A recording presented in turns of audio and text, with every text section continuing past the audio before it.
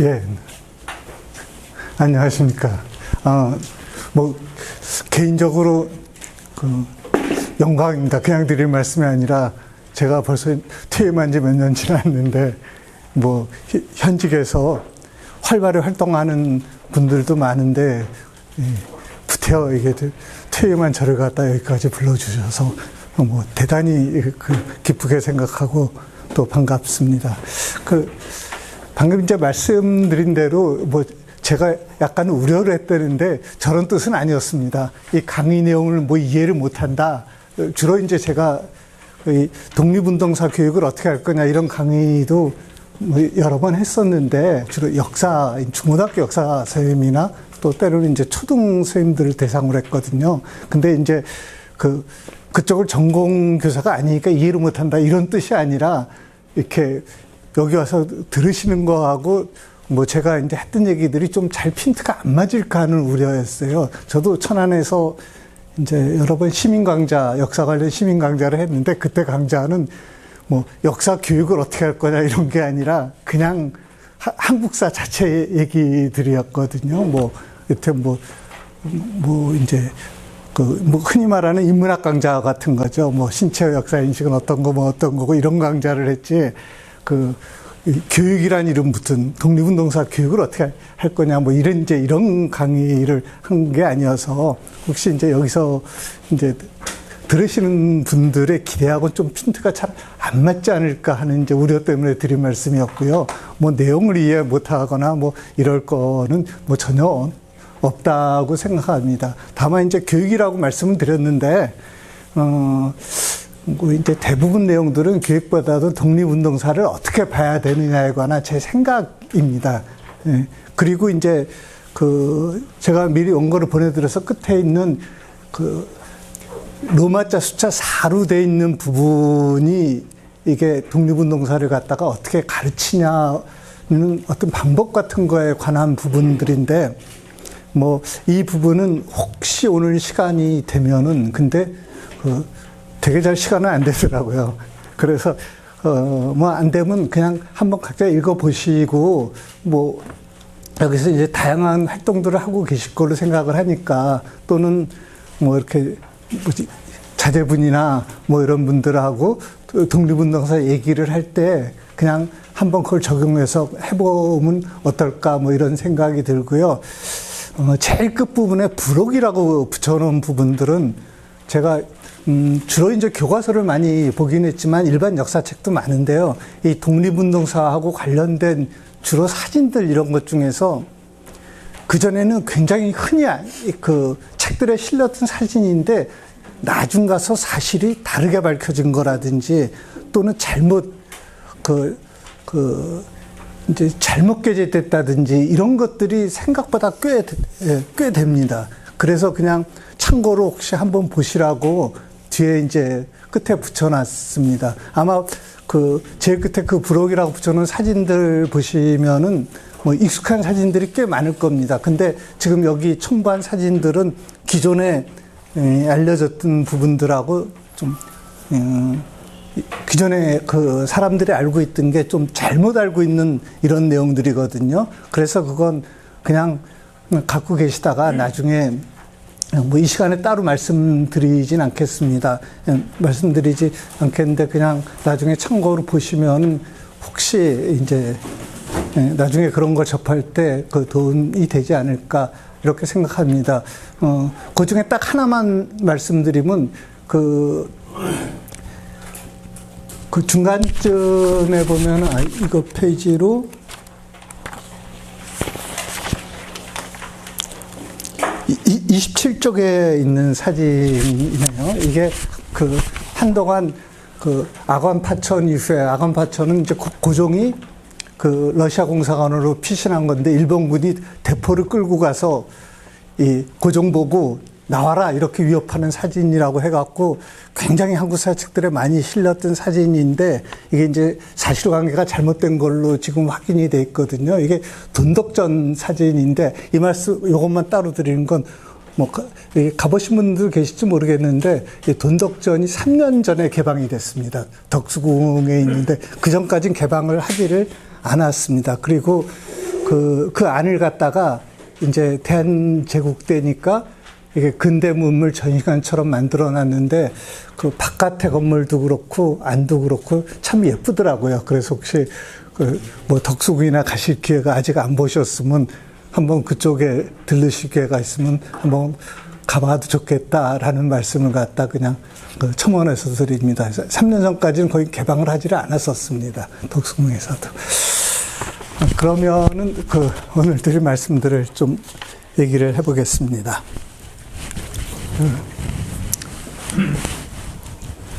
먼저 비판적 인식이라고 이렇게 말씀을 드렸는데요. 뭐 당연히 이런 얘기는 아닙니다. 독립운동을 비판하자 이런 얘기는 당연히 아니고요. 이게 우리가 독립운동에 대해서 독립운동사를 갖다가 뭐 읽기도 하고 다른 사람하고 얘기하고 이럴 때 지식으로 접근하지 말고 사고로 접근하자라는 뜻입니다. 그리고 여기서 전제를 해야 될 거는 이게 독립운동사 문제뿐만 아니라 역사교육 전반의 문제라고 생각을 합니다. 뭐 당연히 이런 얘기가 있을 수 있죠. 역사라는 게 굉장히 중요한 사실들이 있는 거 아니냐. 그리고 역사를 공부한다고 하면은 굉장히 중요한 문제를 기본적으로 이런 거를 알아야 되지 않느냐. 뭐 이제 이런 얘기들을 하죠. 근데 그런 지식들이 중요하지 않다라는 게 말이 되느냐. 그러니까 이게 이제 지식이 중요하냐 아니냐로 나누자는 게 아니라 지식에 대한 생각을 조금 다르게 해보자는 뜻입니다. 이제 근래라기엔 조금 지났네요. 한동안 이런 얘기들이 굉장히 많았습니다. 요새 젊은이들 너무 기본적으로 알아야 될 역사를 모른다. 뭐 이런 얘기들이 있었어요. 어떤 걸그룹이 안 죽은 얼굴을 못 알아봐갖고 한번 난리가 난 적이 있었던 걸 아마 기억하시는 분들이 있을 겁니다. 거기다가 몰랐으면 조용히 반성을 하고 있어야 되는데 이게 예능 프로그램이다 보니까 장난을 쳤습니다. 제가 단순히 모르는 게 아니라 그거를 김똑강이라고 김도한이죠. 모르면 반성을 해야 되는데 감히 안중근을 갖고 아마 제가 볼 때는 그 사진이 실제 김도한이라고 생각하지는 않았던 것 같아요. 근데 모르는 김에 이게 이제 예능 프로그램이었으니까 장난을 쳤는데 장난을 칠 대상이 따로 있죠. 감히 안중근 얼굴을 못 알아보는 것도 문제인데 장난까지 쳤죠. 한동안 또 이런 얘기도 있었습니다. 학생 보고 3.1운동을 읽어보라니까 3.1 운동이라고 읽는다는 거예요. 그게 뉴스에. 근데 이건 여담인데 요새 한번 인터넷 돌려보시면 3.1 운동이라고 많이 읽습니다. 상당히 많이 읽어요. 많이 읽는 이유는 짐작이 가시죠. AI로 읽어서 그렇습니다. 3.1 운동이라고도 읽고 3중간점1 운동이라고도 읽어요. 제가 작년에 한 두 번 여기 강원교육청은 아니고 어떤 교육청하고 문화재청에 얘기를 했는데 지금 고쳐졌는지 모르겠는데 이 문화재청이 뭐 전혀 여기서 문화재청에 대해서 시비하려고 하는 건 아닙니다. 근데 문화재청 보면 이렇게 이제 등록된 문화적이 있고 거기 이제 설명이 붙어 있습니다. 그리고 그 소리를 누르면 그 설명이 붙어 있는 거 그대로 읽거든요. 그대로 읽는데 거기서도 그렇게 읽습니다. 문화재청에서 1년 사이에 바뀌었는지 모르겠네요. 한번 확인해 보십시오. 제가 작년에 충북교육청에 연수를 이렇게 이제 교사대전에 강의를 갔다가 한번 거기 나왔던 독립운동 유적과 관련된 거 해봤더니 그것만 해봤더니 다 그렇게 읽고 있더라고요. 그래서 우선 충북 거라도 먼저 고쳐라 이랬는데 한번 궁금하시면 오늘이나 내일이나 한번 문화재청 가서 어떻게 읽나. 그러니까 뭐 일반적인 건 그대로 읽는 건 상관없는데 좀 전에 말씀드린 중간에 점 찍혀 있는 거라든지 뭐 이런 것들이요. 그래서 이제 그거 보고 옛날에 학생들 3.1 운동이라고 읽는다고 그렇게 난리치더니 도대체 이건 뭔가 뭐 이런 생각이 들었습니다. 근데 이제 이런 현상이 나타날 때 저희 펄쩍펄쩍 뛰죠. 펄쩍펄쩍 뜁니다. 그러니까 기본적으로 알아야 될 지식은 있습니다. 있긴 한데 문제는 이런 현상들이 나타나는 이유가 뭐냐면은 우리 이제 이런 거는 기본적으로 알아야 된다고 사회적으로 공유하고 있는 생각들이 있습니다. 이게 명확히 뭐라고 하지는 않지만 정서상으로는 있어요. 아니면 학교 교육으로 하면은 뭐 교과서들에 빠짐없이 실려 있다든지 이런 거는 그럴 수도 있습니다. 이런 것도 뭐 아니면 대부분 역사책들이 기본적으로 싣고 있고 이런 그거 같은 건 이런 정도는 알아야 되지 않느냐라고 공유를 하는 건데 이 문제는 아마 학생들이나 뭐 여기는 역사에 이제 굉장히 관심이 많으시니까 잘 아시겠지만 일반 시민들은 생각만큼 그렇게 알지를 못합니다. 근데 그 현상이 굉장히 심해지고 있는 거죠. 그러면 점점 역사에 관한 지식에 무관심해진다라고 우리가 이렇게 진단을 하는데 실제로 무관심해진다는 현상이 어떤 거냐. 한번 제가 이렇게 질문을 드려보겠습니다. 저도 마찬가지인데요. 전화번호 지금 얼마나 기억하고 계신가요?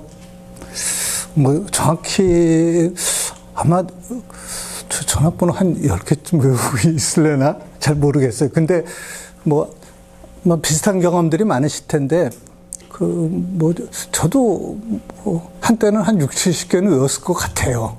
네, 근데 이게 전화번호가 불필요한 게 아니잖아요. 전화번호가 불필요해서 기억을 하고 있지 못한 게 아니라 전화번호라는 필요한 어떤 지식을 제가 이제 인출이라고 표현하는데 머릿속에서 꺼내는 게 아니라 다른 방식으로 저장을 하고 있는 거죠.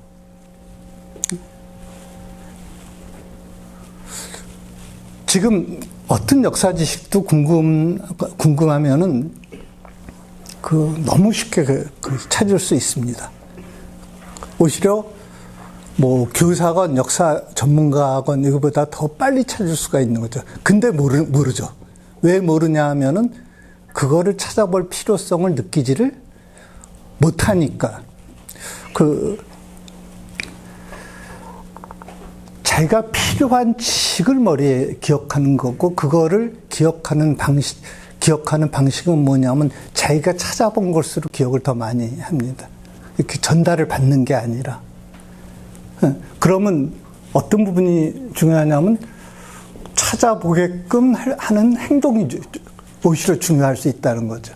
이런 거는 이런 거야라고 알려주는 것보다 이런 거를 찾아보게끔 하려면 어떻게 해야 되느냐. 이제 그거를 갖다가 이제 사고라고 이렇게 말씀을 드린 겁니다.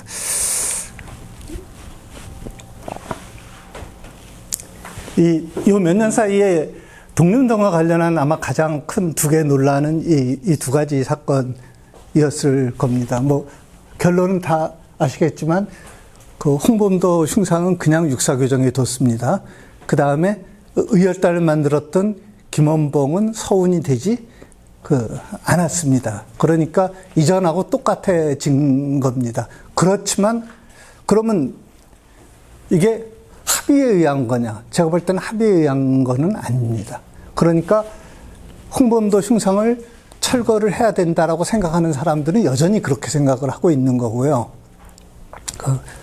거기에 반대하는 사람들은 여전히 반대를 하는 거고, 김원봉을 서운해야 된다. 김원봉은 이거는 잘 아시죠? 독립유공자가 아닙니다. 그거는 서운법에 북한에서 고위직책에 있었던 사람, 그러니까 김원봉이 독립운동에 지대한 공헌을 안 했다. 이런 게 아니라 그 서운 법에 의해서 북한에서 고위직책에 있었던 사람은 서운을 되지를 않는다는. 그러니까 이거는 뭐냐면 그 지식의 차이가 아니라는 거죠. 이걸 반대하는 사람들이건 찬성하는 사람들이건 두 개 다 그 사실관계는 다 알고 있습니다. 사실관계는 알고 있는데 주장은 다른 거죠. 그러니까 이게 해석과 평가의 그 문제입니다. 그래서 합의에 의한 게 아니라 결국 해석과 평가 같은 거가 사회에 영향을 받으면서 어느 쪽이 더 우세해지느냐에 따라서 그냥 그 정해진 거고, 뭐 아마 제가 볼 때는 또 반복이 될 가능성이 굉장히 많습니다. 물론 이제 위에 홍범도 흉상 철거 문제는 그 처음 제기됐지만, 근데 그건 처음 제기됐다는 건 반대로 홍범도 흉상을 그 육사교정에 둔 게 그렇게 오래되지 않아서 그럴 수도 있습니다. 김원봉 서원에는 사실 굉장히 여러 번 문마다 뭐 찬반들이 있고, 뭐 찬반이니까 뭐 그냥 되고 뭐 이런 상태들입니다.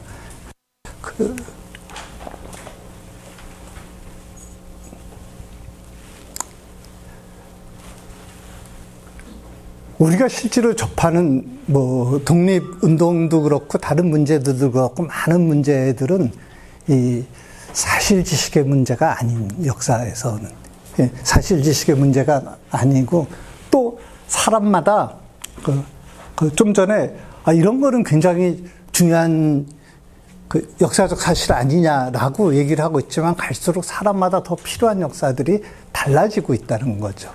그게 문제라는 뜻이 아니라 이 현상들은 그 점점 다 그 자연스러워지는 거고, 이 자연스러워지는 데서 우리가 역사를 어떻게 생각을 해야 되느냐라는 이제 문제 제기를 말씀드린 거고요.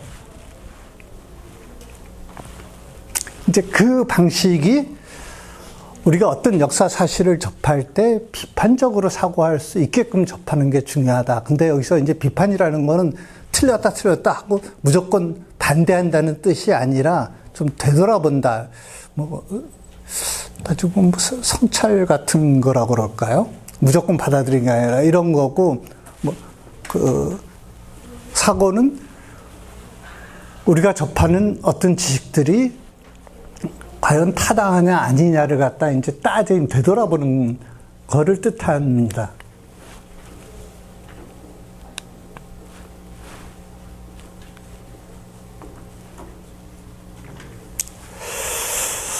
이게 이제 왜 역사에서 중요하냐.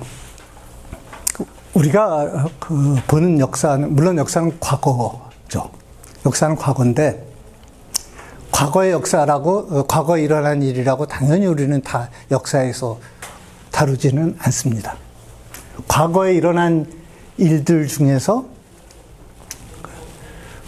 하여간 누군가에 의해서 굉장히 중요하다고 선택이 된 일만을 다룹니다.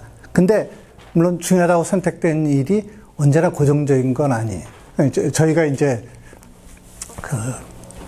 그냥 얘기할 때 이런 식의 얘기를 많이 듭니다. 뭐 아마 TV 역사 드라마에서 많이 보셨겠지만, 왕 24시간 왕의 행위 이런 거를 갖다가 계속 관찰하는 그 사관들이 있습니다. 밤에도 관찰하냐? 예, 밤에도 관찰합니다. 당직 근무가 있으니까요. 근데 그렇다고 기록에 왕의 일거수일투족이 다 써 있는 거는 아니죠. 뭐 먹고, 잠을 어떻게 자고 이런 것들이 다 기록되어 있지는 않습니다. 그런데 이런 경우는 기록되거든요. 왕이 잘 못 먹다가 어느 날 먹었다. 어느 날 드셨다. 이러면 기록을 합니다. 그게 이제 중요하다고 그 사람이 판단을 하는 거죠. 물론 몇 단계가 있습니다. 그게 중요하다고 일단 뭐 선택하는 기초 작업을 하는 사람이 있고, 그거를 갖고 역사책 잘 아시는 실록 같은 것들을 갖다가 실록 기초 사료를 만드는 사람이 있고, 그렇다고 그게 전부 다 실리는 게 아니라 또 거기서 그 실록을 쓸 때 또 선택을 해서 하거든요. 중요하다고 생각하는 그런 이제 절차들을 거쳐서 하는 것들이죠. 그런데 이게 과학 실험 같은 게 아니라서 똑같은 비슷한 상황 같은 것들이 발생하더라도 사람 행동 자체들이 다르게 나타납니다. 근데 그건 구태여 덧붙이지 않더라도 너무나 쉽게 짐작을 할 수 있는 거죠. 특히 어떤 때 더 다르게 나타나냐면, 저희 표현으로 갈등 상황일 때요. 내가 하는 행동이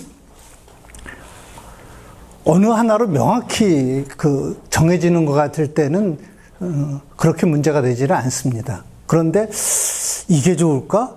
저게 좋을까 고민할 때, 또 그 중에 많은 부분은 나는 이게 좋다고 생각해. 나는 이게 좋다고 생각하고 이게 바르다고 생각해. 그런데 이런 행동을 해서는 내가 손해를 볼 수도 있어. 이런 경우에 행동들이 서로 다르게 나타납니다. 근데 지금 말씀드린 이게 사회에서는 바르다고 생각해. 근데 내가 손해가 될 수 있어. 대개 이제 그런 갈등을 겪는 때는 그 힘이라는 걸로 볼 때는 자기가 약할 때죠. 독립운동도 거의 그렇다는 뜻입니다. 그러니까 독립운동에 참여하는 순간에는 그 독립운동을 하는 행위가 사회적으로 강한 힘을 배경으로 하지를 않는 거죠.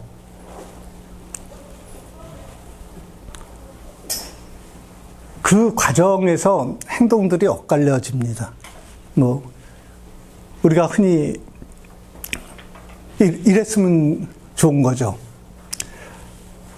개인적 손해를 무릅쓰고 독립운동에 적극 참여한다.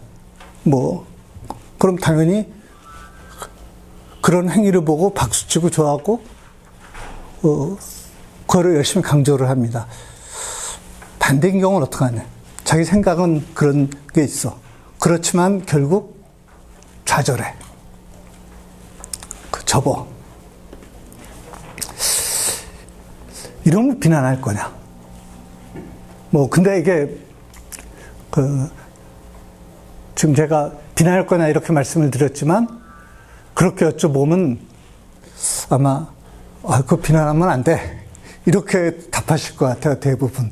그런데 아쉽죠. 굉장히 아쉽습니다. 그러니까, 그게 아쉬워지는 이유 중에 하나는, 잘했다? 잘못했다. 라는 그런 기준으로만 판단을 해서 그런 게 아니야. 그것보다 더 중요한 거는 아까 전자 쪽의 행위를 선택한 사람은 왜 그런 행동을 했고, 후자 쪽은 왜 그런 행동을 했고 하는 것들을 갖다가 생각해 보는 게 오히려 더 좋겠다라는 뜻입니다.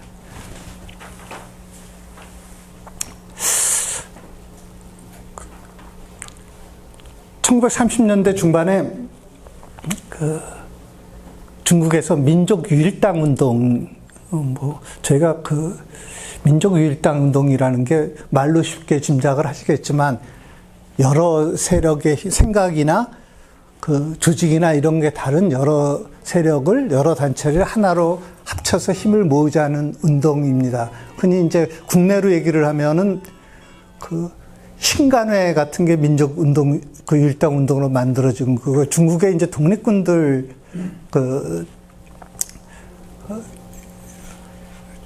주로 또 이제 독립군하고 그 당시, 그러니까 1930년대 중국에서 독립군을 갖고 있었던 단체들은 행정 단위하고 군사 조직을 같이 갖고 있었던 단체들이니까 당들이 있습니다.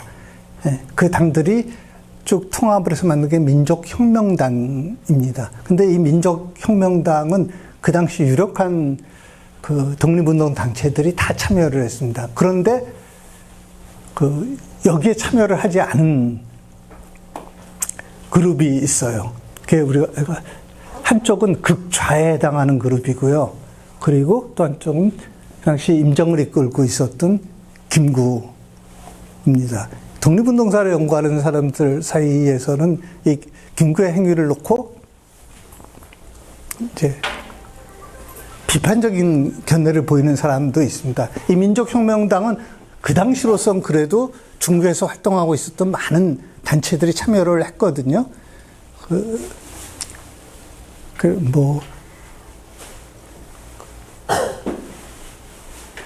지청천이라든지, 이범석이라든지, 안정이라든지, 뒤에 같은 약간 우익 내지 중도 그룹까지도 다 참여를 했는데, 유독 김구는 이제 빠졌습니다.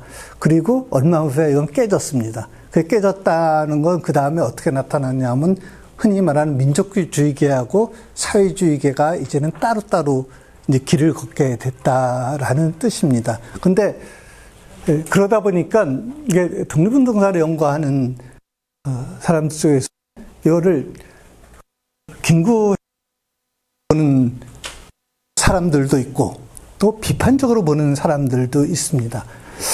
그 연구로는 그게 가능하다고 생각해요. 다만 저는 이제 이거를 우리가 볼 때 아까 교육이라는 측면에서 볼 때는 그 김구가 왜 그런 선택을 했을까? 라는 걸 먼저 생각을 해보는 게 필요하다고 생각을 합니다. 그러니까 왜 그런 행동을 했을까? 이런 것들을 갖다가 생각해 보게끔 하는 게 더 전제가 된다라는 뜻입니다.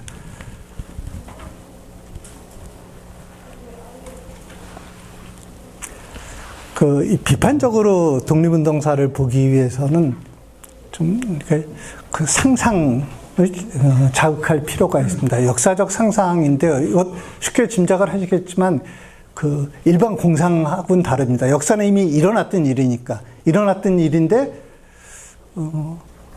정확히 확인이 되지 않는 일들이 꽤 있습니다. 그런 것들을 갖다 미뤄 짐작해보게 하는 겁니다. 위에 세 가지를 써놨는데요. 역사적 행위의 의문을 제기하는 것, 독립운동 행위를 수용하는 것보다 학사자식 관점으로 편단하는 것, 판단인 행위를 적용하는 건데,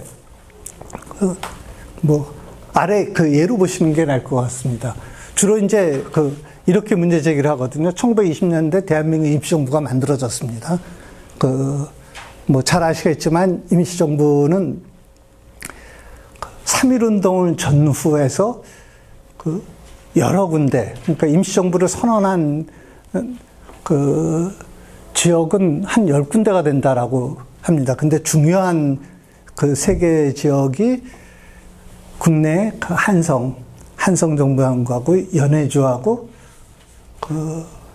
중국 상해였고 이걸 합해서 이제 임시정부를 만든 거죠. 그때까지는 그러니까 임시정부 자체는 독립운동을 전부 통합한 거라고 얘기를 할 수 있을 겁니다. 거기까지는 좋았는데 그 뒤로 활동이 어려움에 빠지면서 이제 활동이 상당히 부진했습니다. 물론 그러다가 어떻게 임시정부 활동을 더 활발히 할 거냐를 위한 회의도 했고 1923년에 회의를 하기도 했고 그런데 계속 지지부진했습니다.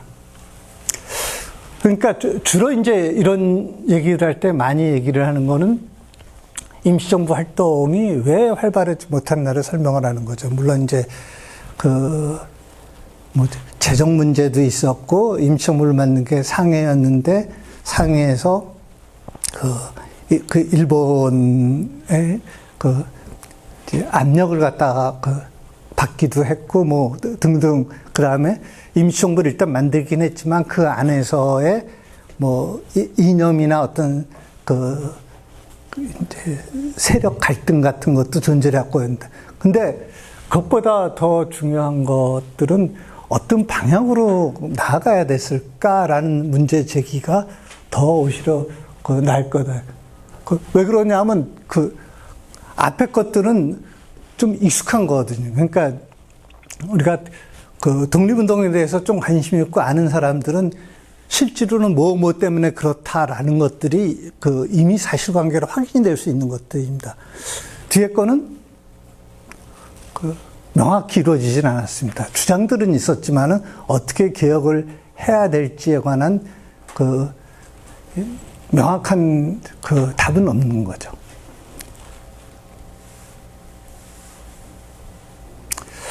1920년대나 30년대에 국내 그 이걸 독립운동이라고 불러야 될지 민족운동이라고 불러야 될지 사실 이 경계가 애매한 부분들은 있는데 활동됐습니다. 그럼 저런 생각들 혹시 해보시나요? 국내라고 그러면 일제가 식민 통치를 하는 시기잖아요.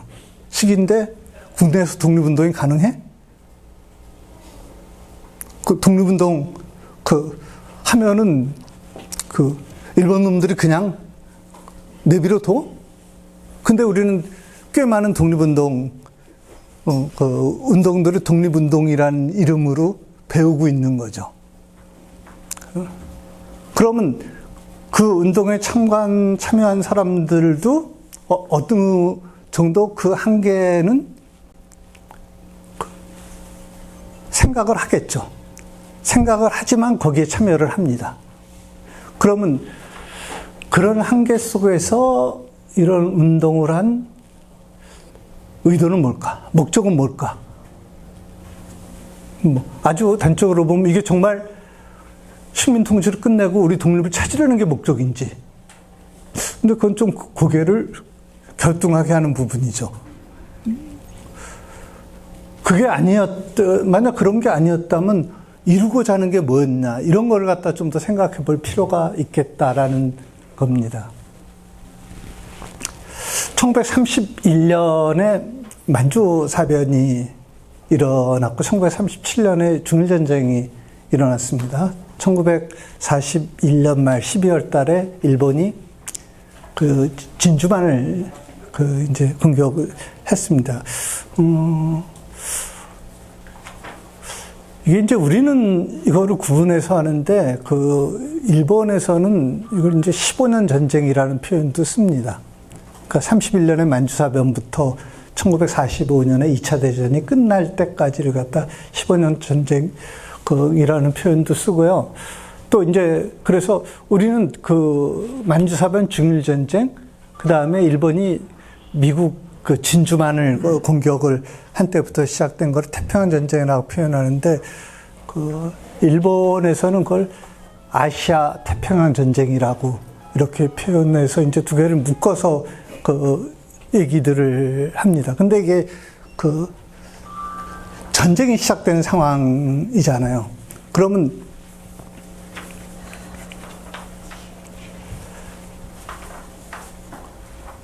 지금 현재 역사책들이 이렇게 쓰고 있습니다. 일본이 대륙 침략을 하게 되니까 독립운동가들이 일본은 궁극적으로 전쟁에서 질 거다. 그래서 우리도 이 기회에 독립을 얻을 기회가 생겨날 거다. 거기에 대비해서 우리도 여기서 뭔가를 해야 된다. 특히 이제 김구 말이 가장 많이 인용이 되는데, 그때 김구가 한 말이, 그냥 김구라니까 좀 조심스럽네요. 여기서 그냥 인명이니까 존칭어를 그냥 빼고 말씀을 드리겠습니다. 이런 거죠. 우리가 아무 역할을 하지 못하면은 결국 독립을 한다고 하더라도 또 다시 간섭을 받을 거다. 이제 이런 얘기들을 합니다. 이런 얘기들을 하는데, 이게 이제 흔히 광복군을 만든 이윤이 이렇게 얘기를 합니다. 그렇긴 하지만, 조금 이따 다시 말씀을 드리지만, 전쟁이 시작되면서 독립운동에서 거기에 대처할 수 있는 방안은 반드시 무력 참전만은 아닐 수도 있습니다. 근데 조금 전에 같이 설명을 하면은 무력 참전이 가장 바람직한 거였어. 이런 식의 이제 인식을 줄 우려가 있다는 거죠. 근데 이제 그게 왜 문제가 있나는 건 잠시 후에 그 말씀을 드리겠습니다.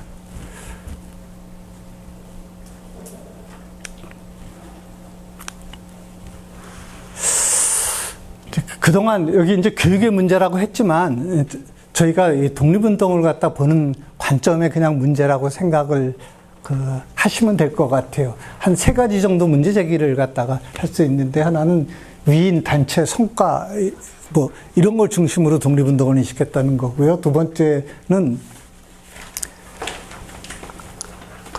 이 국가 민족이라고 그러는데, 이것도 뭐 국가 민족이 중요하지 않다 이런 뜻이 아닙니다. 그러니까 뭔가 큰 덩어리로만 생각을 했다라는 뜻이고, 세 번째는 독립운동이 뭔지에 관한 생각들이 너무 좁혀져 있다는 겁니다. 독립운동 그러면은 모든 책들에서 다루고 있는 것들이 몇 개가 있습니다. 그 중에 이제 대표적인 게 이겨야 됩니다. 그러니까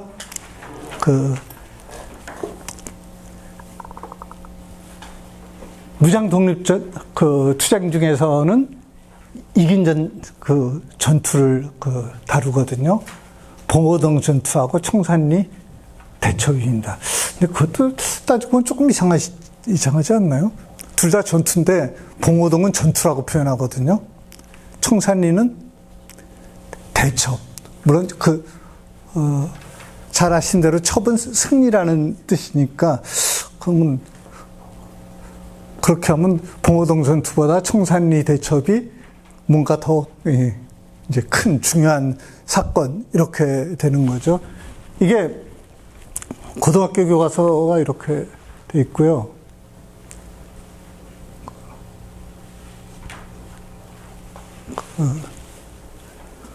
지금 현재 사용하는 초등 교과서인데, 작아서 그냥 스캔해서 잘 보이지는 않으실 것 같으네요. 아이스크림이라는出版사인데, 혹시 초등학교 자제분이나 아니면은 가끔 뭐 손주분도 계실 것 같은데, 이 사회책이 지금 한 절반 정도는 이 아이스크림 출판사 책을 쓰고 있는 것 같아요. 이게 두 개 내용이 거의 같습니다. 약간의 차이만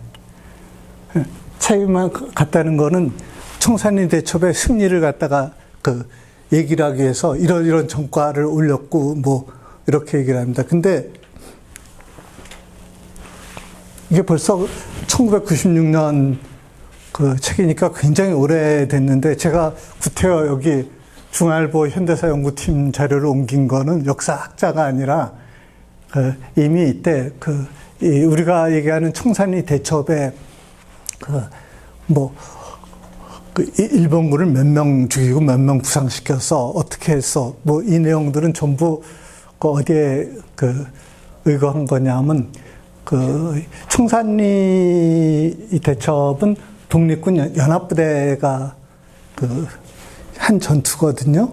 그러니까 김좌진을 대장으로 하는 북로 군정서하고 홍범도의 대한독립군이 주축이었고, 그거 외에도 한 3개 정도 단체들이 더 이제 참여를 했습니다. 근데 그 중에 이제 북로군정서가, 북로군정서는 임시정부, 뭐 산하라고 하는 표현이 적합할지 모르겠는데, 거기와 연계되니까 보고를 한 내용이 있거든요. 이렇게 해갖고 우리가 이런 전과를 올렸습니다, 한 보고한 내용인 거죠. 근데 뭐 짐작하시겠지만 되게 그런 걸 보고를 할 때는 승리를 좀 굉장히 과장이라는 표현은 그런데 어쨌든 더 확대하는 경향들이 있죠.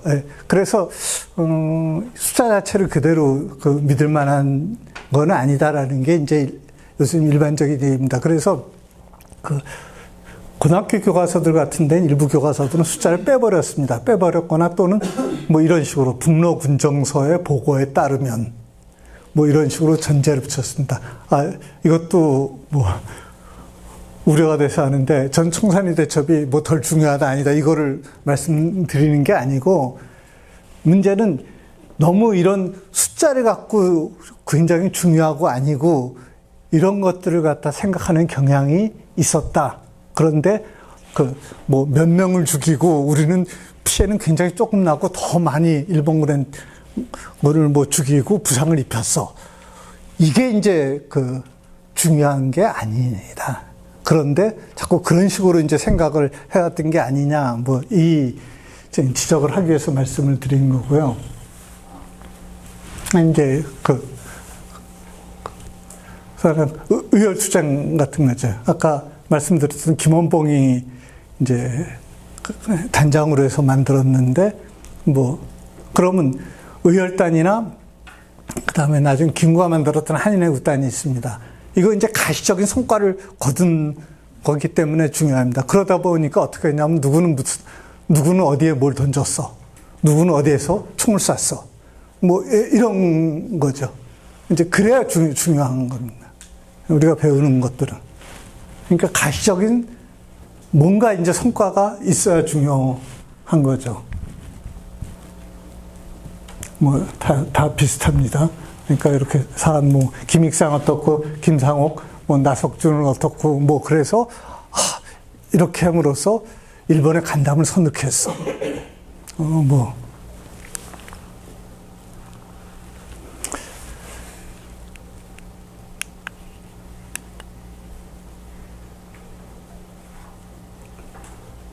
또 하나는 이런 방식입니다. 굉장히 독립운동을 한 단체가 많아요. 이런 단체도 있고, 이런 단체도 있고, 이런 단체도 있고, 이런 단체도 있어. 1920년대 쭉 단체들이 나옵니다. 뭐, 참의부, 정의부, 신민부가 있었고, 이게 합쳐서 국민부가 만들어졌고, 이게 이제 남만주에서는 그렇고, 뭐, 북만주에서는 이 한국 독립군이 있었고 한국 독립당이 있어갖고 혁신회가 만들어지고 이런 식으로 굉장히 많은 단체들이 활동을 했다라는 것을 가지고 이 독립운동이 굉장히 활발했다라는 걸 강조를 하는 거죠. 특히 이 부분은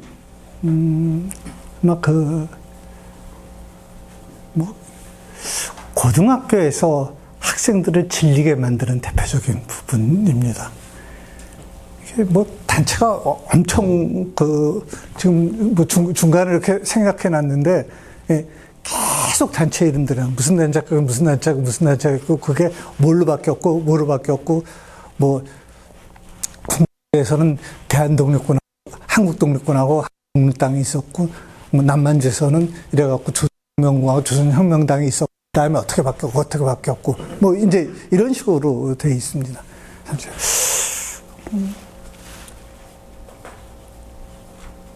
근데 그런 생각에 깔려 있는 거는 이런 식으로 많은 단체들이 활발한 활동을 했다라는 걸 갖고 독립운동이 활발했다는 걸 강조하는 방식이란 거죠. 근데 정작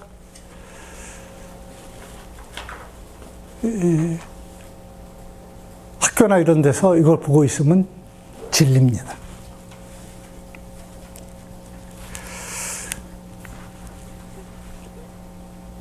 이건 이제 뭐 그냥 다른 거 하나 옮겨놓은 거고 두 번째는 그냥 건데 이 독립운동사뿐만 아니라 이제 한국 근대사 부분이 너무 국가 민족 중심으로 돼 있다. 독립운동으로 돼 있어. 그래서 전부 일제 침략 수탈하고 거기에 대한 저항으로 돼 있다라는 문제를 놓고 그 사회에서 이제 그 사회 일각에서 꽤 문제 제기들이 있었습니다. 이건 이제 지금도 한국 근대사를 보는 꽤 논란거리 중에 하나이기도 합니다. 거기에 관한 비판들은 이런 거고요.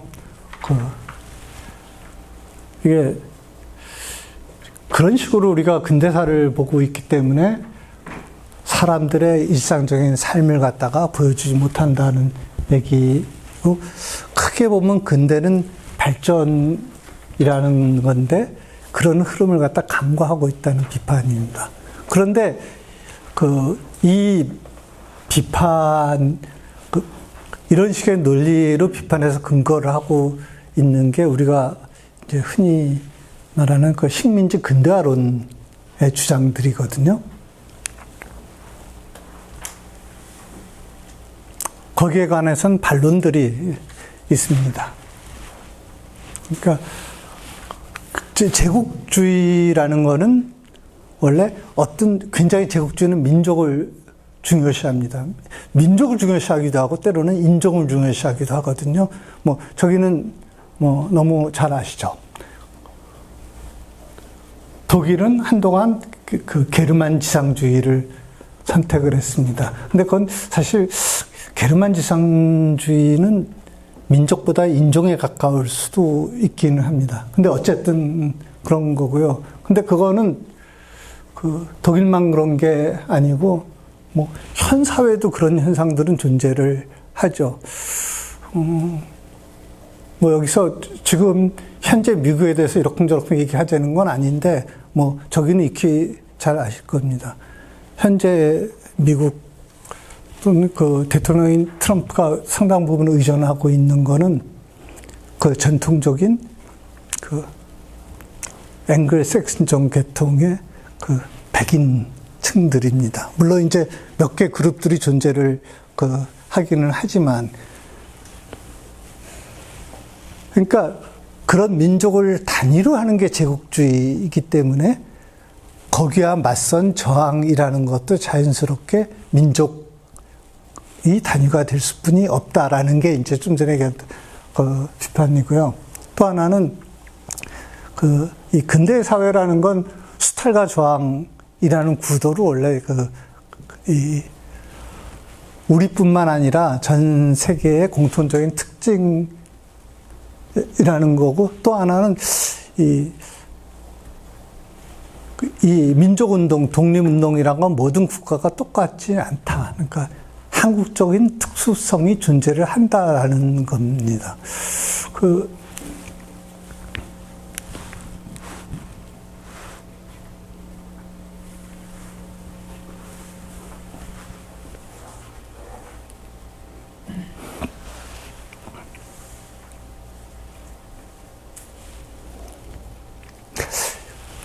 지금 이제 그 역사책들 근대 부분에 보면은 요새는 역사에서 굉장히 강조를 하고 있는 것 중에 하나가 생활사 부분입니다. 생활사 부분이다 보니까 지금 아마 근래 나오는 일반 한국사 책들이나 이런 데 보면 반드시 어떤 단원들이 있냐면은 생활사 단원들이 존재를 해요. 이 고등학교 교과서에 봐도 그 단원들이 있습니다. 그런데 이게 문제가 어떤 거냐면은 정치사나 이런 걸 할 때 다루는 생활사 부분하고 생활사 부분을 다룰 때 생활사하고 차이가 있습니다. 예를 들면 이런데, 이 얘기를 많이 들으셨을 것 같은데, 제국주의 침략의 가장 선본적인 역할을 한 것 중에 하나는 철도입니다. 그거는 일본이 우리나라의 철도를 놓은 것도 마찬가지였고, 그것뿐만 아니라 서구 국가들이 다른 나라의 철도를 놓은 것도 마찬가지입니다. 일본이 우리나라의 철도를 놓을 때는 하나는 대륙 침략을 위해서 얼마나 이 군을 빨리 수송할 수 있느냐라는 목적이 있었고, 또 하나는 주로 이제 호남 지역에 쌀을 갖다가 가장 일본에 가까운 항구, 초기에는 부산으로 수송을 하는데 편리성 이런 것들을 갖다 고려를 한 거거든요. 이제 지금 제가 얘기하는 것들이 철도라는 것의 이제 정치 경제적 의미입니다. 책들도 그렇게 쓰고 있습니다, 요새는 다. 그런데 생활사가 강조하다 보니까 철도가 사람들의 생활에 주는 영향을 얘기를 해요. 대표적인 게 이런 겁니다. 철도로 문화 보급이 굉장히 빨라졌어요. 근대 문물의 보급이 빨라져요. 더군다나 요새는 이런 얘기도 나옵니다. 철도는 사람들의 시간관념을 바꿨대요. 시간관념을 바꿨다는 의미는 짐작해 가시죠. 그 이전, 근대 이전 우리나라는 시간을 2시간 단위로 썼습니다.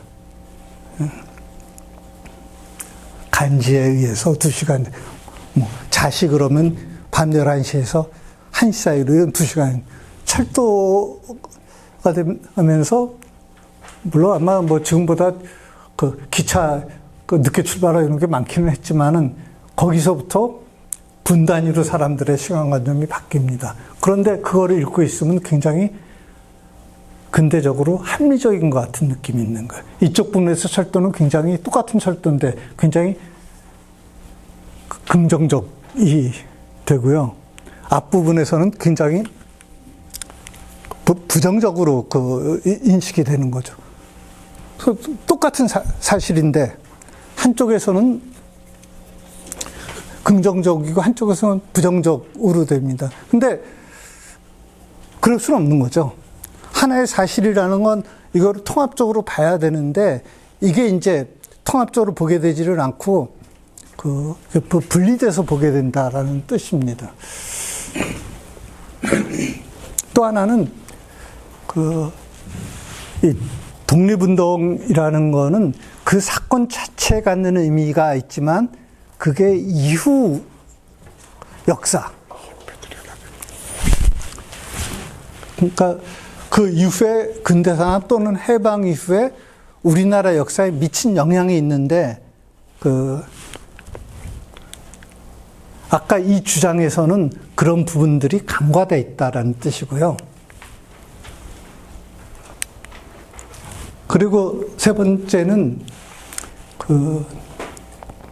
우리나라 독립운동이 우리나라 안에서만 그친 게 아니라 세계의 영향들이 존재를 합니다. 대표적으로 많이 얘기하는 것들이 이런 거죠. 인도에 있었던 샤타그라 운동, 아시죠? 간디에 비폭력 무저항 운동 중에서 이게 비폭력하고 무저항하고 조금 차이 있는데 어쨌든 그 무저항 운동. 그러니까 이 샤타란 말은 진리를 추구한다는 뜻이고, 그러한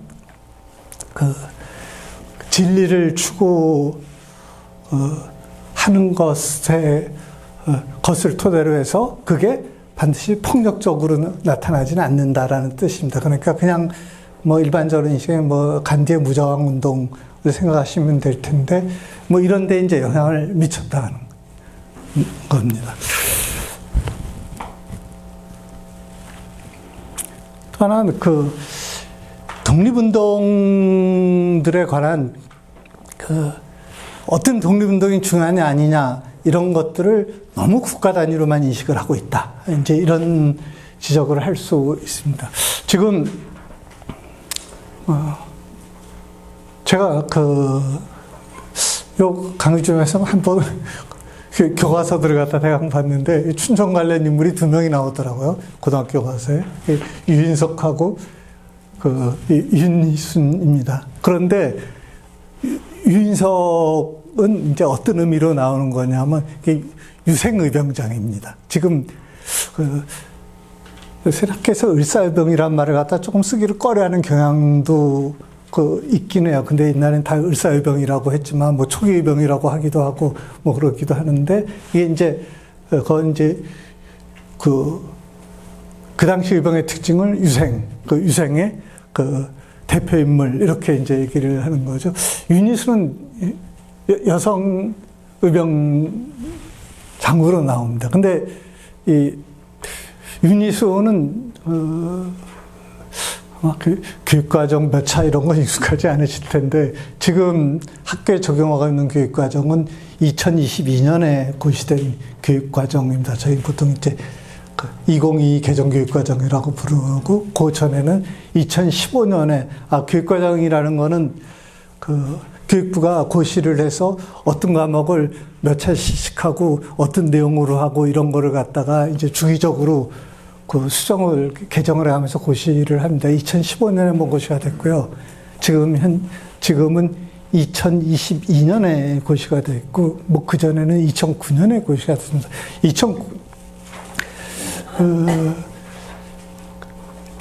7년에 고시가 됐었는데 그 2007년 교육과정 때 상당히 많이 나왔습니다. 윤희순이.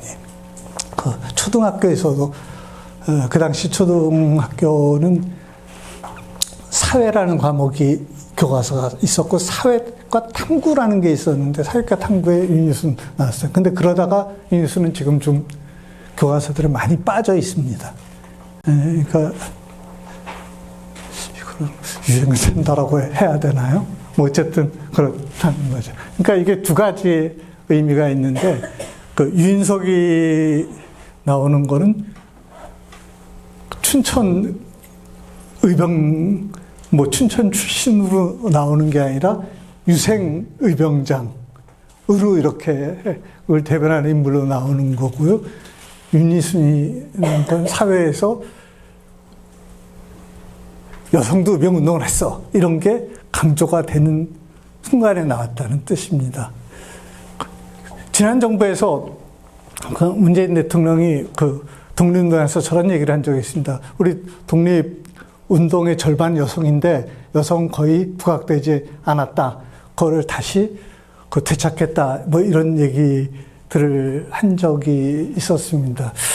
그 바뀐 교과서에 좀 여성이 늘었어요. 물론 그건 이제 정치적인 이유만은 아니지만 그렇습니다. 근데 그 유인석은 유생의병장이다 보니까 유생들을 모아서 어떻게 독립운동을 하느냐를 중요하게 이제 생각을 합니다.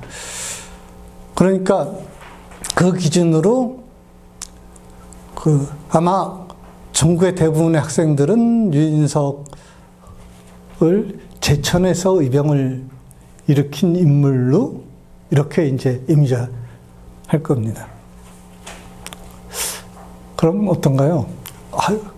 유인석은 춘천 출신이야. 이제 이렇게 얘기하고 싶으시죠? 근데 그럼 그 춘천의 의병장으로 유인석은 어떤 의미인 건지. 그러니까 그 지금 지자체들이 그 자기 지역에서 어떤 인물이 어떤 의미냐라는 걸 찾는 게 아니라 우리 지역 이하라는 거 강조를 하다 보니까 같은 인물들이 굉장히 여러 군데 나오는 경우들이 많죠. 그 실존 인물인지 아닌지가 애매한 그 홍길동을 내세우는 지역이 다섯 군데나 있다고. 그 실존 인물인지 아닌지 제가 애매하다고 말씀드린 거는 홍길동은 실존 인물이 맞습니다.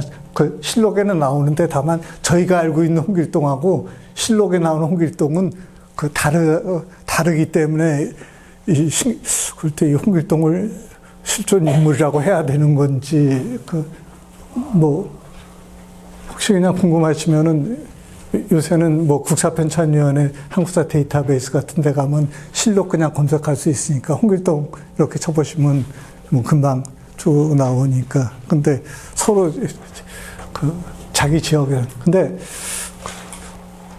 그 어떤 의미인지 뭐 이런 것들을 갖다가 좀 그러니까 저는 개인적으로 그 유인석이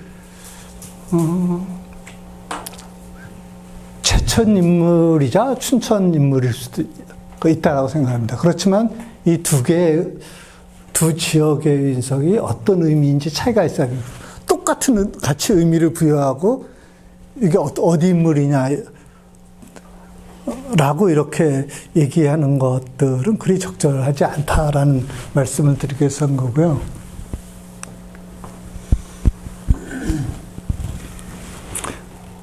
그 다음에 또 하나의 문제는 이 독립운동이 너무 인식 범위가 제약이 돼 있습니다.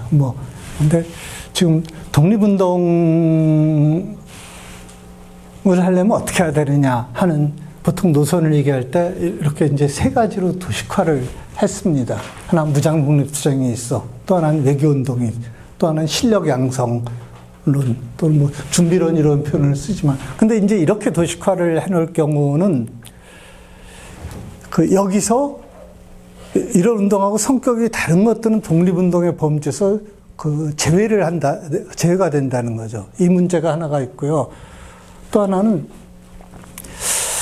이 독립운동을 둘러싸고 좀 사회적 갈등들이 많습니다. 이게 이제 정치나 사회 문제하고 밀접하게 연관돼 있는 것들. 아까 말씀드렸던 홍범도 흉상 철거나 김원봉 서운 논란도 그렇지만 그거 외에도 그 전에 여러 가지를 보셨을 겁니다. 대한민국의 건국을 언제로 봐야 되느냐. 이게 이제 임시정부가 세워질 때를 봐야 된다는 거에 대해서 한동안 이제 따로 1948년은 건국절을 만들자 뭐 이런 이제 주장을 하기도 했고, 이승만의 독립운동을 어떻게 평가를 해야 되느냐를 놓고 지금도 알게 모르게 꽤 이제 논란들이 있는 상태입니다.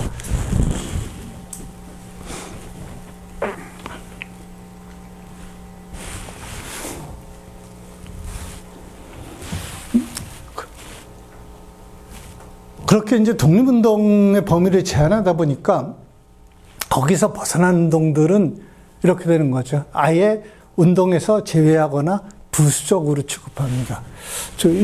그 앞문장을 뺐는데 앞에 쭉 우리가 이렇게 알고 있는 독립운동이 있습니다. 그리고 끝에 가서 어떻게 했냐면 저기 이박계도라고 이렇게 말을 붙여놨죠. 그러니까 이박계도라는 말을 할 때 저희가 생각하고 할 수 있는 거는 앞에 게 중요하고 그거 외에 이런 것도 있어서 이렇게 됩니다. 그냥 글을 읽다 보면은 이거는 좀 부수적인 인식으로 되는 거죠. 그러면 중요한 운동과 부수적인 운동은 도대체 기준은 뭔지, 꼭 그렇게 구분을 해야 되는 건지를 한번 좀 생각을 해봤으면 합니다.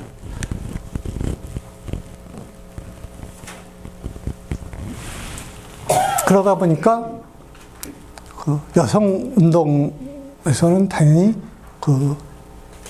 유관순이 부각됩니다. 유관순이 부각되는데 물론 이제 유관순에 대한 접근 방식들이 그 전하고는 꽤 달라진 부분들은 있습니다. 이건 이제 요새는 저 사진은 유관순 수용표인데요. 이렇게 이제 수용표 같은 것들을 통해서 유관순을 갖다가 보는 이런 관점들하고, 또 하나는 그 전에 그 다큐멘터리도 있었는데 유관순 말고 유관순과 같이 활동했던 사람들도 강조를 하기는 해요. 근데 다시 말씀드리지만 유관순이 덜 중요하다 이런 뜻이 아니라 거기만을 부각하다 보면 실제로 비슷한 활동을 했던 다른 사람들도 존재를 하는데 이 사람들 존재가 아예 자체가 감춰진다는 거예요. 근데 지금 보면은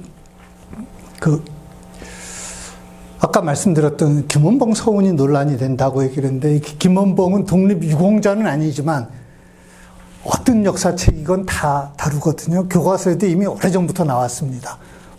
의열단 자체가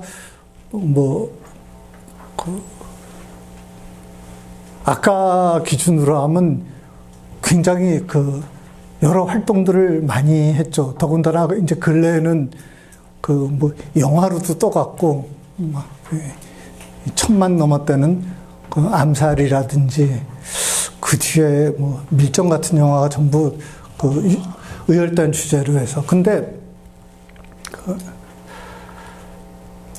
김원봉을 부각을 하다 보니까 실제로는 거의 김원봉처럼 활동을 한 인물도 있습니다. 윤세주라는 인물인데, 윤세주라는 인물을 기억하는 사람들은 거의 없는 거죠. 윤세주는 김원봉과 똑같은, 김원봉이 밀양 출신이거든요. 밀양 출신이고 처음에 의열단을 만들 때부터 참여했습니다. 그리고 의열단이 국내 폭탄을 반입해서 처음에 국내 여러 곳에서 동시다발적으로 이른바 폭탄을 투척하려고 했을 때 폭탄을 갖고 들어왔다 국내에 잡혔습니다. 실행을 하지 못했죠. 그러다가 풀려나서 다시 중국으로 갔습니다. 중국으로 갔고, 나중에는 여기서 자세한 윤세주에 대해서 말씀 그렇지만 나중에는 김원봉을 대신해서 의열당 계통이 무장 부대로 만들었던 조선의용대를 이끌고 화북조항으로 가서 직접 일본하고 싸운 인물입니다. 그러니까 현재 중국에서는 오히려 김원봉보다 더 높이 평가하는 이런 인물인데 그 존재 자체가 이게 아이러니컬하게도 윤세준 독립유공자입니다. 그 이전에 죽었으니까 해방 이전에 죽었으니까 북한으로 갈 일도 없고 그러니까 서운법에 근데 알려지지 않은 거죠. 이거는 조금 독립운동하고 관련 있는 얘기는 아닌데 역사에서 의외로 그런 일들이 꽤 됩니다. 혹시 그 화랑 중에서 가장 유명한 화랑 금방 떠오르시죠? 화랑관창. 반굴이라는 이름 아시나요? 관창 전에요. 황산벌 전투에서 관창하고 거의 똑같은 행동으로 죽은 화랑이 있습니다. 삼국사에 그대로 기록이 돼서 같은 곳에 기록이 돼 있어요. 그러니까 기록이 됐던 건 뭐냐면 관창이 저기잖아요. 신라군이 고전하니까 혼자 말 몰고 가서 백제군 진영에 갔다가 이제 죽으니까 신라 물론 한번 풀려 나오고 다시 가서 죽고 이런 것들은 있지만은 근데 관창 전에 바로 직전에 신라군이 고전하니까 자기가 직접 단기 필마로 백제군 진영으로 뛰어 들어갔다가 죽은 화랑이 반굴입니다. 근데 반굴은 잘 모르잖아요. 대부분 똑같은 행동을 했는데도 관창이 부각되다 보니까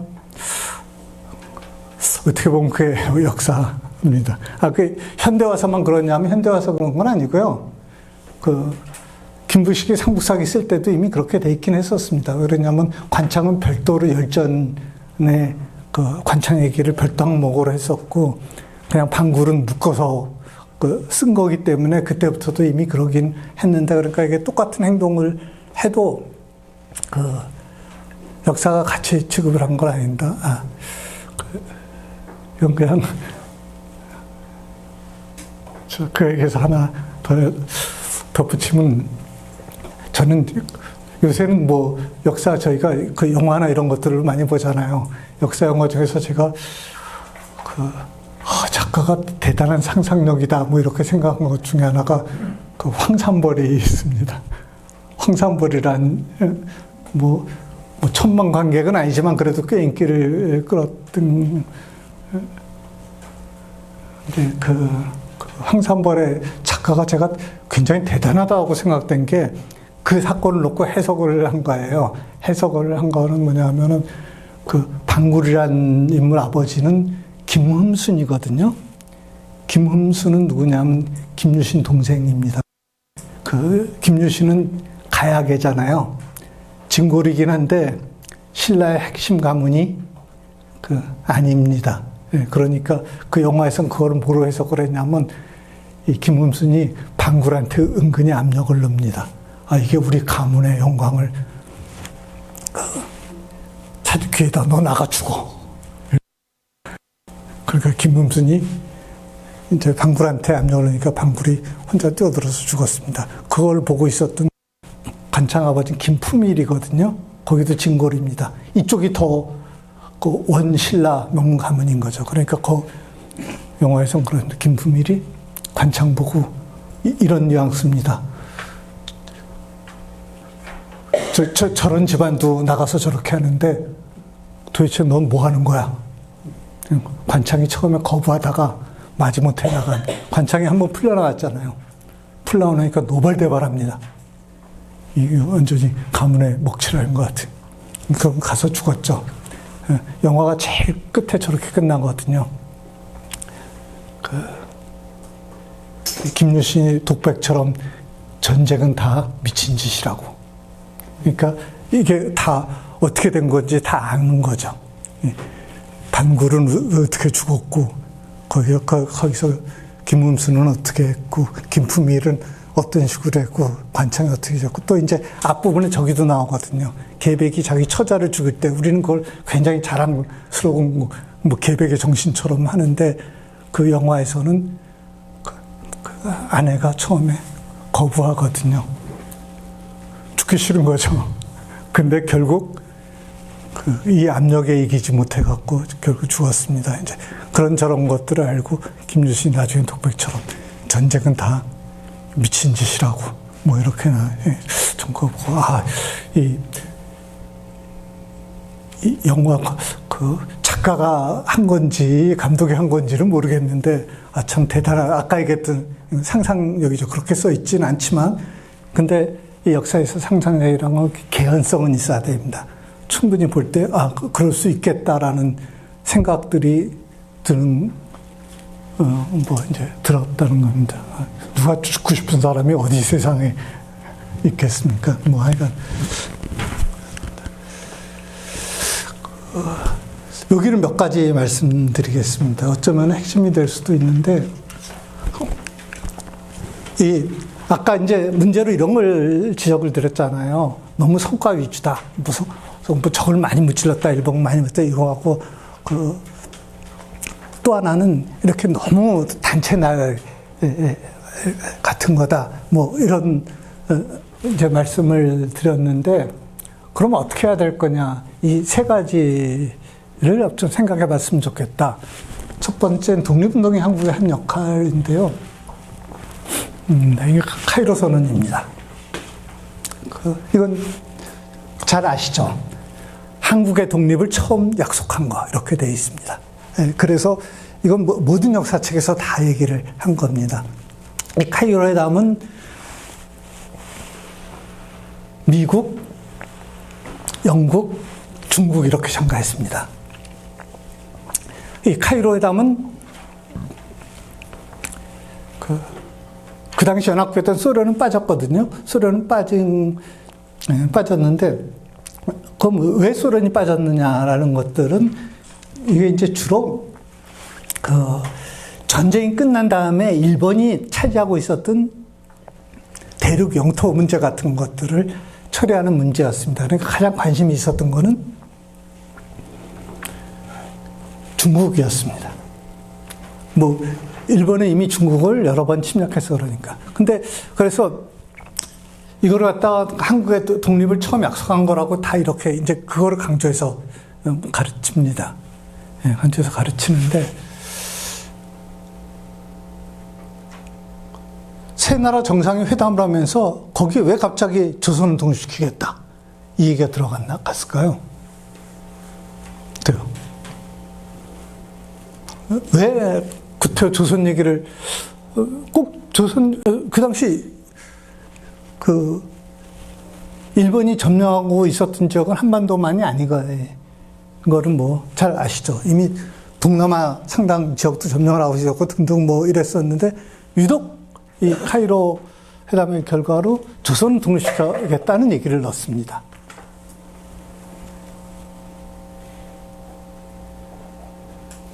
한번 그거를 생각해 보게끔 하는 게 어떻게 돼요? 만약에 이제 누가하고 얘기를 해보면은 그래서 반쯤은 답이 있을 수도 있고 그렇지만 물론 이제 중국 대표는 장제스인데요. 거기에 관한 설명이 돼 있는 건 아닙니다. 설명이 돼 있는 건 아니에요. 근데 적어도 이 카이로 회담은 중국 측의 주도를 했는데 거기서 조선의 독립 얘기가 나왔다는 거죠. 왜 그랬을까? 뭐 이렇게 한번 문제를 제기해 보면 어떻겠느냐. 그러니까 적어도 이 회담에서는 조선이란 국가의 상당수가 일본의 식민 통치를 받아들이지 않고 있다. 거부하고 있다. 있다라는 인식이 있었으니까 이 얘기가 나온 거예요. 저기하고는 좀 다르죠. 이미 식민지가 되고 이제 41년이니까 한 30년이 지난 다음이거든요. 바로 그때 전쟁력에 점령한 게 아니잖아요.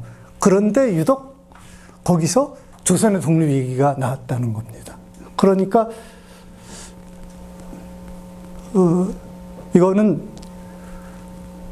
조선이란 국가에서는 수십 년간 일본의 식민 통치가 이루어져 있었지만은 그거를 인정하지 않는 상당한 세력, 사람들이 존재를 한다라는 게 전제가 돼야지 이 얘기가 나올 수 있는 거죠. 당연히 다 그런 거 아니냐? 아니, 그렇지 않습니다. 이거는 이런 회담을 할 때 구태여 이 회담의 성격으로 볼 때 조선 얘기를 할 필요가 있었던 것도 아니고, 그러면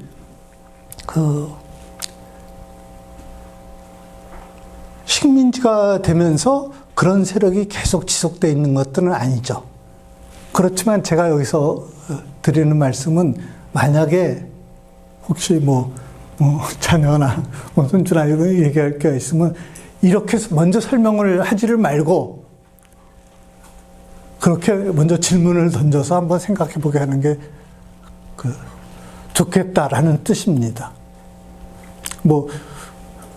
장개석이, 처칠이 굉장히 한국을 사랑해서 이런 얘기를, 그건 당연히 그럴 리가 없죠. 그렇지만 이 얘기는 이제 이게 오히려 독립운동의 의미는 거기서 찾아야 될까. 일본은 어떻게 타격을 입혔고 이런 의미보다는 적어도 일본의 식민 통치를 계속 거부해 온 그런 어떤 조선민족이 존재했다라는 인식을 갖게 된 게 독립운동의 힘으로 봐야 되지 않느냐. 그러니까 영향이 있다는 거죠. 두 번째는 해방 이후에 우리가 어떤 국가를 만들어야 되느냐라는 겁니다. 1917년에 중국에서 대동단결 선언이 있었습니다.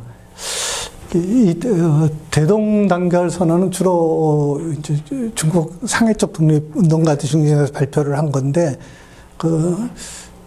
대동단결 선언이니까 하나로 단결하자 이런 뜻이거든요. 그러니까 전체를 통합한 임시정부 같은 단체를 만들자, 이게 이제 이름에 있는데, 그거 외에 또 하나 중요한 부분이 이런 내용들이 들어가 있습니다. 이제 황제권이 소멸되고 민권 발생을 하는 거다. 그러니까 더 이상 앞으로 우리가 만들 국가는 군주제 국가가 아니라 민권, 공화정 국가라는 걸 선언을 했습니다. 당연한 거 아니냐? 아니, 당연하지 않습니다.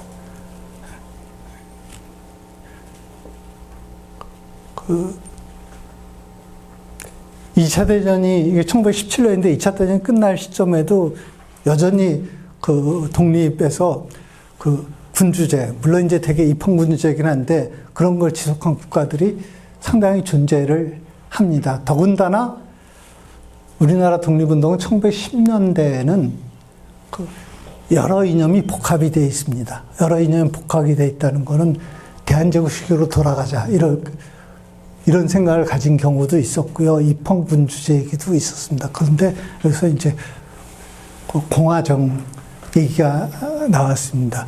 그리고 이게 임시정부 때 자연스럽게 그걸로 이어져서 1945년에 독립했을 때 제론의 여지 자체가 아예 나오지가 않았습니다. 당연히 공화제 국가로 간 걸로. 그게 이제 독립운동에서 이어지는 거라는 거죠. 단순히 독립을 일본의 식민 통치를 거부하고 독립을 찾자 이런 것뿐만 아니라,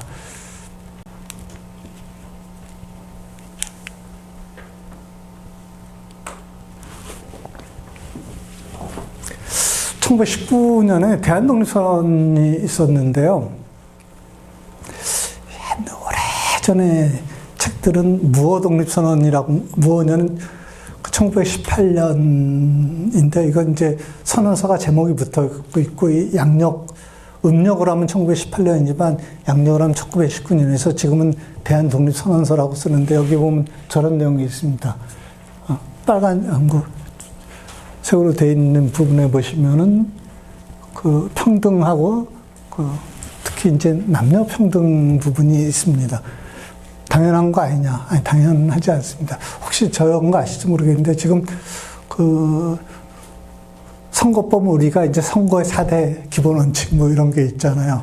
그 중에 가장 기본적인 거는 보통 선거권입니다. 보통 선거가 전제가 돼야 하는 건데 혹시 세계 최초로 헌법에서 완전한 보통 선거를 규정한 헌법이 뭔지 아십니까?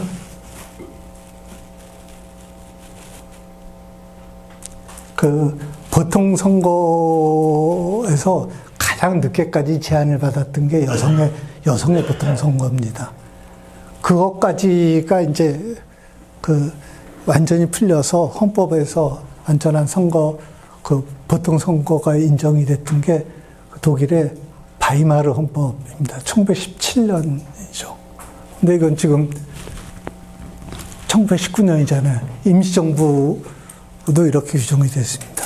그러니까 굉장히 어떻게 보면 빠른 거죠. 물론 이제 빠르게 된 이유는 얘기들은 합니다. 이때 이런 선언이나 이런 것들이 되게 이제 중국에 있는 독립운동가들이 많이 했고, 중국은 그 당시 신해혁명이 진행 중이었거든요.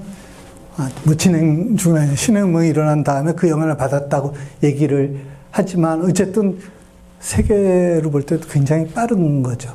그리고 이게 너무나 당연한 걸로 규정이 됐습니다. 2차 대전이 끝나고 독립을 한 국가 중에서도 보통 선거를 인정하지 않은 국가들이 꽤 있다는 거죠. 그러니까 이 독립운동은 그 이후에 우리나라, 이 대한민국을 의 어떤 이념, 기본 원칙 그런 걸로 그대로 이어졌다는 뜻이고요. 그것도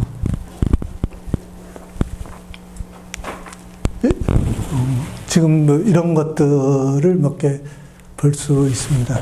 그러니까 이 재헌헌법의 상당 부분이 독립운동 당시에 발표됐던 정강이라든지 원칙이라든지 이런 데 영향을 받고 있는 것들입니다. 그러니까 단순히 독립운동이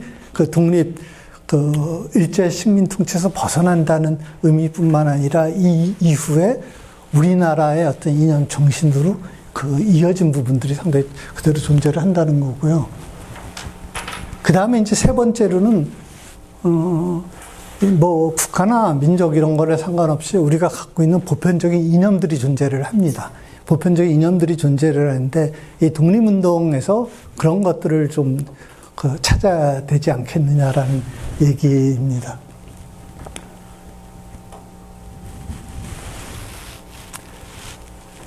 그 하나가 반제국주의입니다. 그러니까 19세기 말하고 20세기 초에 이 제국주의라는 거는, 그러니까 자기 국가나 자기 민족을 위해서 다른 민족이나 국가를 억압하는 게 타당하다. 오히려 그게 역사에 바람직하다. 이런 식의 사고방식들이 존재를 했습니다. 그 제국주의 국가들에서는. 근데 지금 우리가 볼 때는 말이 안 되는 소리죠. 어쨌든 자기의 이익을 위해서 다른 국가를, 다른 민족을 억압하는 게 정당해? 근데 그 논리는 19세기 말 20세기 초에는 그런 논리를 펼친 경우들이 있었습니다. 근데 후자는 우리는 일반적 생각이 그런 거죠. 내 이익을 위해서 남을 해쳐도 돼? 안 되죠. 이 독립운동 자체는 그런 이념을 내포를 하고 있다는 거고요. 제가 그냥 여기 가니까 한번 찾아봤는데 상록회 몇 년 전에 뉴스에 상록회 얘기가 많이 그냥 검색을 해봤습니다. 그래서 저도 자세히 말해서 검색을 해봤더니 지금 자료도 꽤 발간이 되고 이렇더라고요. 상록회인데 이제 크게 보면 두 가지로 설명이 되어 있습니다. 그 춘천산업학교는 춘천 고보에서 1938년에 만들었던 독서회로 그 출발을 해서 이념사상단체 이렇게 돼 있더라고요. 지금 저는 한국사 책이나 이런 데서 보지를 못했습니다. 보지를 아마 근데 작년에 뉴스에 아마 행사도 하고 이랬던 것 같은데, 이제 그 상록회 관한 소개가 이렇게 크게 보면 두 개다. 직접적인 일제 치안유지법에 대한 반발, 이 부분들이 있었고, 직접 계기가 된 거는 그 학교에서 그 조선 학생에 대한 차별, 이것 때문에 이제 맹유 일어나고, 거기 항의하고 이래서 그걸 조직해서 만들었다. 이제 이런 얘기 들었는데, 근데 이 치안유지법은 정확히 말하면 원래 이 조선의 민족운동을 탄압하기 위해서 만든 법이, 그것도 포함해 있지만 기본적으로 그거 치안유지법은 그런 거는 아닙니다. 이건 무슨 얘기냐면 조선인한테만 적용되는 게 아니라 일본이나 마찬가지로 사상단체들을 억압하기 위해서 만든 거죠. 그 사회주의나 정부주의 사상을 억압하기 위해서 만든 것들입니다. 그러니까 일본 안에서도 이렇게 정하는 게 있었죠. 그러니까 제일 기본적인 언론 자유에 대한 억압이거든요. 그러니까 일제 치안유지법에 대한 반발이라는 거는 민족운동이라는 측면도 존재를 하겠지만, 기본적으로 언론 자유라는 거 우리가 갖고 있는 기본적인 그 인간이 가져야 될 기본권이잖아요. 그래서 이 의미가 어떤 인간으로 가져야 될 기본적인 권리를 지키기 위한 운동이라고 부여를 할 수 있다는 거죠. 이거를 갖다가 민족 운동으로만 얘기하는 것보다, 또 하나는 차별적인 교육 정책에 대한 항의가 있는데, 이게 이제 차별적이라는 게 1938년이라는 시기는 일단 외형적으로는 조선인 학생하고 일본인 학생에 관한 학교 구분이 없어졌을 때입니다. 그러니까 지금 현재 교육과정에 해당하는 게 일제 때는 조선교육령이라고 얘기를 하는 건데, 1차하고 2차 때까지는 기본적으로 조선인 학생 학교하고 일본인 학생 학교가 나눠졌습니다. 나눠졌다가 이제 1937년 조선교육령 때부터 그게 합쳐지는데, 같은 학교에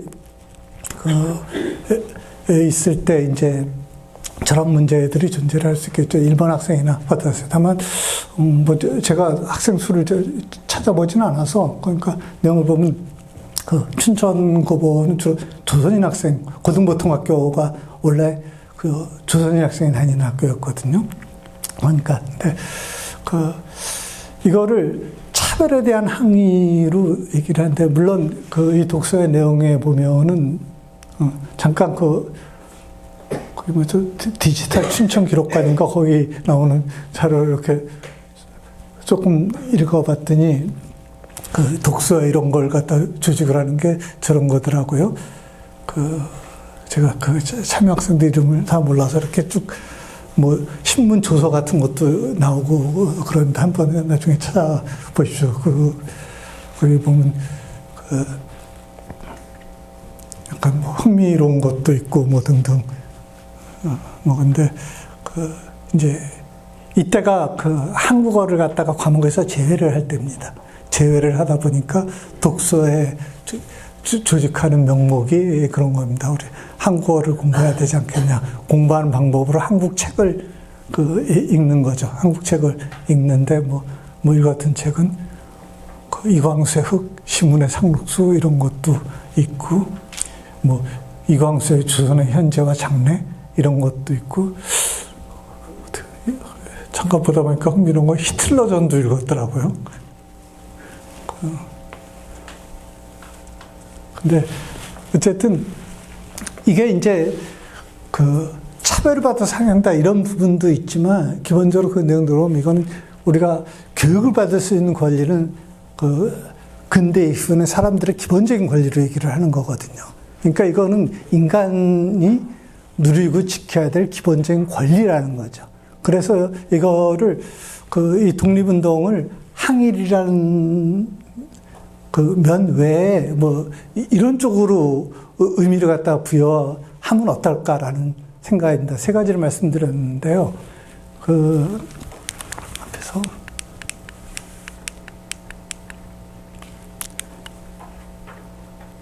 실제로 독립운동이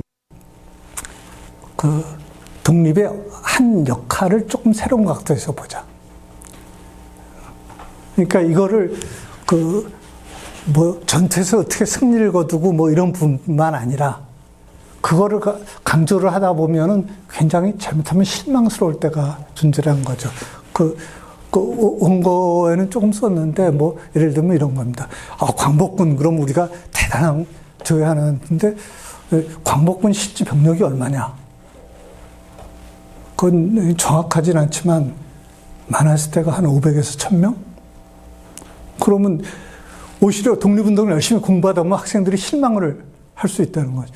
그 책들이 광복군 활동 중에 빠짐없이 책에서 실고 있는 게 이런 거거든요. 광복군은 인도 미얀마 전선에서 영국군과 연합작전을 했습니다. 영국군 요청으로 파병을 했어요. 근데 이 파병한, 그게 이제 책에 다 나오거든요.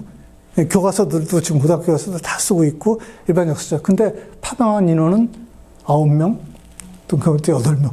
그럼 오히려 열심히 공부하는 학생이 굉장히 실망스러운 거죠. 그러니까 의미를 그쪽으로 부여하는 게 좀 그렇게 적합하지 않다는 거죠. 그래서 이제 아까 제가 카이로 선언을 예로 들어서 말씀드렸는데, 오히려 어쨌든 이런 일제 식민 통치를 인정하지 않는 한국인들, 한인들이 인정하지 않았다라는 거를 다른 국가들이 인정을 하는 거. 이게 이제 오히려 독립운동이 실제 독립에 미친 영향이다라는 것하고, 이 독립운동 과정에서 나온 여러 가지 이념이나 정책이나 이런 것들이 해방 이후에 그대로 우리나라 헌법이라든지 방향에 이어졌다. 뭐 이거하고, 그리고 이런 이제 독립운동은 반드시 일제에 에 대한 항일뿐만 아니라 인간으로 가져야 될 기본적인 권리. 아까 기본적인 뭐 교육이라든지 언론의 자유라든지 이제 기본적 인간을 가져야 될 권리를 유지하려고 하는 쪽으로 좀 생각의 방향을 바꾸는 게 좋지 않을까라고 이렇게 제안 말씀드립니다. 그 나머지 부분은 아까 처음에 소두에 말씀드린 대로 그냥 혹시 누구하고 이제 독립운동 혹시 뭐 자녀분이나 손주분이나 뭐 이런 거 있으면 어떤 식으로 저희 편으로 활동이라고 그러는데 할 수 있을지에 대한 뭐 아이디어라고 할까요? 그거하고 아까 이제 사진 부분 말씀드렸으니까 그거는 나중에 혹시라도 관심 있으시면 한번 읽어보거나 아니면은 혹시 여기서 뭐 이렇게 박물관이나 뭐 기념관에서 뭐 도슨트라든지 등등 이런 활동하고 계시면은 요새는 워낙 거기서 활동들 많으니까 혹시 뭐 그런 아이디어를 참고할 게 없나 그냥 그렇게 읽어봐 주시면 감사하겠습니다. 여기까지 말씀드리겠습니다.